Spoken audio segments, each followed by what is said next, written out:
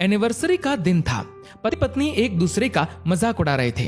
कई लोग उनकी एनिवर्सरी मनाने के लिए उनके घर आए हुए थे। इतने लोगों के बीच वह एक दूसरे का मजाक उड़ा रहे थे, लेकिन बात कब बिगड़ने लगी किसी को पता ही नहीं चला। धीरे धीरे मजाक एक दूसरे की बेइज्जती तक आ गया। अब वो एक दूसरे को नीचा दिखाने लगे। पार्टी में आए हुए बाकी लोग सिर्फ तमाशा देखकर खुश हो रहे थे। किसी ने उनको रोकने की कोशिश नहीं की, उल्टा सब हंस रहे थे।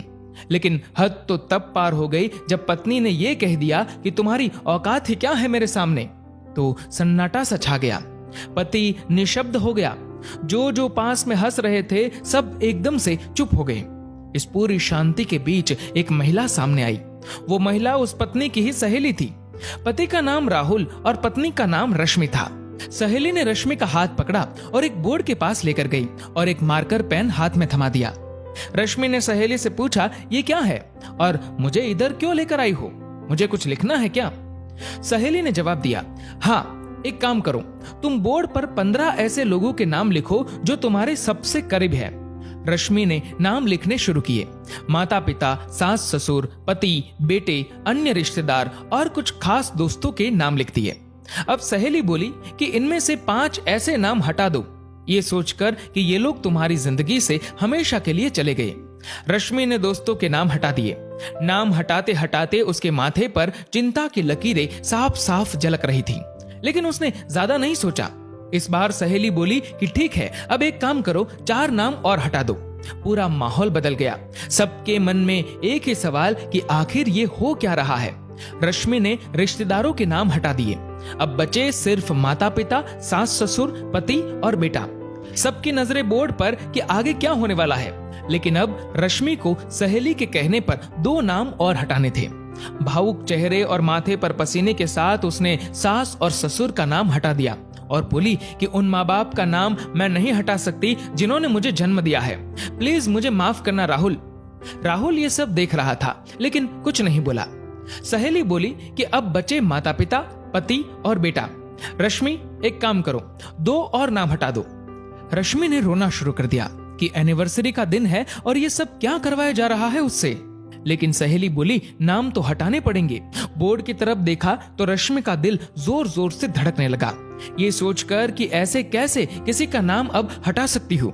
लेकिन आंखों में आंसुओं के साथ दिल पर पत्थर रखकर उसने अपने माता पिता का नाम हटा दिया और बोली कि मुझे भगवान कभी माफ नहीं करेंगे। सहेली बोली, रश्मि, अब रोना बंद करो। राहुल भी थोड़ा भावुक हो चुका था। बाकी सब लोग भी निशब्द थे। अब सहेली बोली, बोर्ड पर पति और बेटा है, इन दोनों में से किसी एक को चुनना होगा तुम्हें। रश्मि, यदि इन दोनों में से एक का नाम हटाना हो तो वो कौन होगा? रश्मि की आंखों से आंसू बह रहे हैं कि प्लीज ये सब बंद करो। लेकिन सहेली नहीं मानी और बोली, उठो रश्मि और एक नाम हटाओ। 15 मिनट सोचने के बाद रश्मि ने आंखों में आंसुओं के साथ अपने बेटे का नाम हटा दिया। राहुल देखता रह गया। सब लोग शॉक हो गए कि रश्मि ने ये क्या कर दिया। एक माँ अपने बेटे का नाम कैसे हटा सकती है? आप भी यही सोच रहे होंगे। तब सहेली ने रश्मि से पूछा कि ऐसा क्यों किया? एक माँ होकर अपने बेटे को ठुकरा दिया और पति को चुन लिया, ऐसा क्यों किया तुमने? तो रश्मि बोली कि माता पिता, सास ससुर आज नहीं तो कल भगवान के पास चले जाएंगे, क्योंकि वो सब बड़े हैं और कुदरत का नियम है, जो आया है उसे जाना ही है। और बेटा शायद अपनी शादी के बाद मुझसे अलग हो जाएगा। हो सकता है मुझे आश्रम भेज दे, हो सकता है मेरी सेवा करे, या ऐसा भी हो सकता है कि मुझे घर से निकाल दे, क्योंकि आज की पीढ़ी का क्या भरोसा। रोते रोते राहुल के पास गई और बोली कि इन सब के बीच राहुल जो मेरा पति है वो मुझे कभी नहीं छोड़ेगा और आखिरी सांस तक मेरा साथ देगा और मेरी रक्षा करेगा, मेरी देखभाल करेगा। मेरी हर जरूरत वही पूरी करता है, मेरी हर जिद भी वही पूरी करता है। राहुल की आंखों से कब आंसू गिरने लगे उसे पता ही नहीं चला। पूरा माहौल बदल गया। जितने भी लोग उधर मौजूद थे सब रोने लगे। सहेली बोली कि जिस पति से इतनी उम्मीदें हैं उसी पति की औकात की बात तुमने सबके सामने की। रश्मि जोर से रो पड़ी और राहुल से माफी मांगी। राहुल ने भी रश्मि से माफी मांगी। उस दिन दोनों को एक दूसरे की कीमत का एहसास हुआ। ऐसी एनिवर्सरी शायद पहले किसी ने नहीं मनाई होगी। सहेली ने रश्मि को सही रास्ता दिखाया और शायद एक परिवार को यह सिखाया कि परिवार क्या होता है। बाकी सब तो सिर्फ उनके झगड़े का इंतजार कर रहे थे।